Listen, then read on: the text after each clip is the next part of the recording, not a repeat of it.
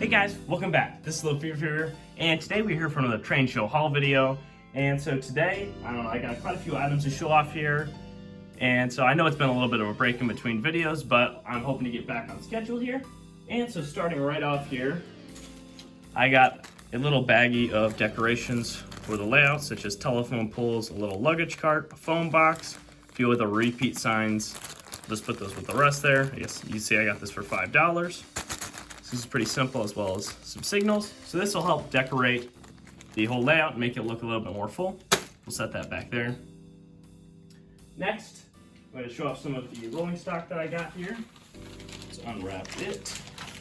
Just in some newspaper. Yep. And what we got is a General American fuel tanker. I do not know the exact specs for the gallons here, but this car does need to be cleaned up a little bit here.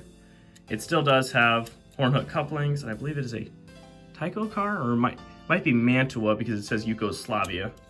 We'll do some more research into that, so you guys will see that up in the corner.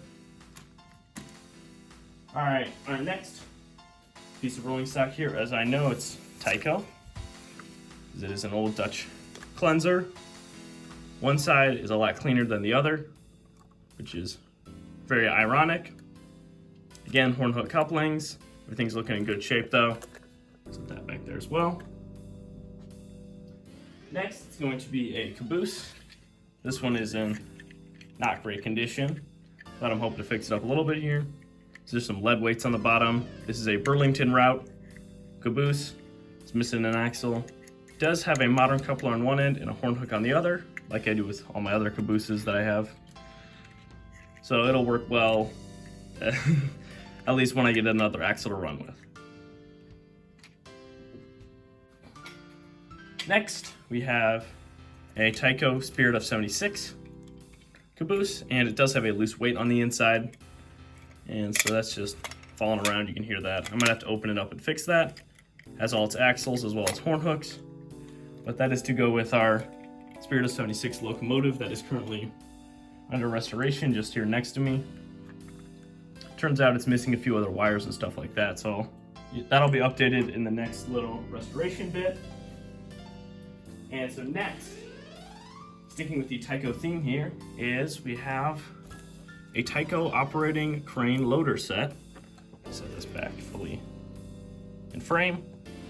There you go. And so I got this for $15. It is complete. I'll just open it up. It does have two manuals for some reason, because I'm assuming this one's the original. It does have all the bits. Obviously it doesn't connect with the track system that I use, but it has the rail car, crane, and everything. I'll show you guys when it's fully set up. Just set that off to the side for now. Hope it does not open up or anything like that. There we go. All right, next we have another complete piece, which this is still in its original plastic wrap. And this is a Bachmann tri-level car transporter that I mainly got just for the cars. I didn't realize that it's still in this original packaging. So that was kind of interesting. They had quite a few of them there at the train show that I went to. And I will be opening this up just to use it actually as a car. Set that there. Next, we have two items left. Have a Burlington Northern shark nose, and this is a Tyco unit, so it has that little dummy wheel in the middle because this is a power torque engine, very similar to the Spirit of 76 locomotive I showed off earlier. And this is to go with a caboose I got from my great uncle when he passed away. So that's why I mainly wanted this locomotive, or some sort of Burlington Northern, is to run with this caboose. And so I'll just set that back there. And we have, I believe, just one more item. And that goes along with the Burlington Route caboose that I purchased and that you saw earlier. And that is a Bachmann, or this is a Bachmann mountain class locomotive, or wheelbase. Just held on with some rubber bands, as well as being in a Atherin box, which is kind of funny. a little deceptive, per se. This is a split chassis locomotive. If I can get the rubber bands off it. Yep, set those out of the way. Box down. And this one is an oil burner, or would be an oil burner. I will tell you guys if it's an actual real design up in the corner. After doing some more research on this, if this is a real prototype or is this just another copy. It does come with the manual and instruction sheet. There we go. I'll put this in front of the camera now so you guys can get a better look at it. Like I said, it is a mountain class, or mountain type, so it's 484. It's very heavy and it feels delicate, but it doesn't seem like it. A lot of molded details on this locomotive. And it seems to be relatively clean. You can see it says Bachmann down there. The sprung trucks and all that. Don't know if it has a working headlamp or if it's just a fake one. The front coupler is just a dummy plastic one, while the rear slots into the tender, which is just here.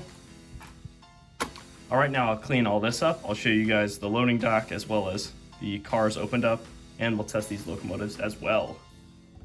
All right, now I've gotten the box all opened up, and you can see, I guess, the number printed on the inside. But here is the loader all out. I already put cars in it. It did not have any cars in it in the box. But I feel like the box is a little deceiving because it shows different colors than what are provided. Like this blue is non-existent. This red with white roof is actually yellow with black roof. This yellow and black is, it's weird. All the colors don't exist except for the white one. These white ones seem to all be the same. So this is some sort of more sports kind of coupe or car. Obviously they don't need really any under detail. Some sort of station wagon here. All the station wagons are red. All these like sedans are yellow. Of course the coupes are then all white. Looks very much like a taxi, but it's not. And so you fit 5 per, so this fits 15 cars. As well as being very heavy, it knocks down my signals when I try to run it on the layout here. So that's always a fun thing. Now let's go on to testing the locomotives. All right, now I've had to adjust the setup here a little bit due to the fact that this is the largest engine I've ever had on the layout here. And so let's just do a simple test here. Let's see if it actually runs or picks up any power. So setting it off in forwards. There we go. Okay. Crawled the light a little bit there. Let's quickly test reverse. It is a little groggy, of course, so I don't know when the last time this locomotive ran. But it seems to be warming up a little bit here. Also, the middle driver wheel seems to be popping up and down funky. Or at least in reverse it was. I don't know if that's coming across on camera, but at least this locomotive runs. I will probably do a video cleaning this locomotive out. Doesn't seem like there's anything majorly wrong with it, but it just needs probably cleaned up and oil and all that stuff. So now let's move on to our next locomotive. All right, now we can get a little bit closer with this locomotive here. So let's see if the power torque is one to go. I'm hearing a hum.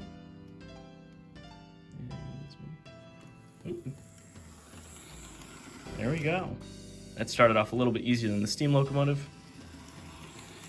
And it does seem to be pretty quiet, which is kind of surprising. Don't think the headlamp works, but I don't know if it's supposed to or not. I'll have to dig into this one, figure out how exactly it's all running.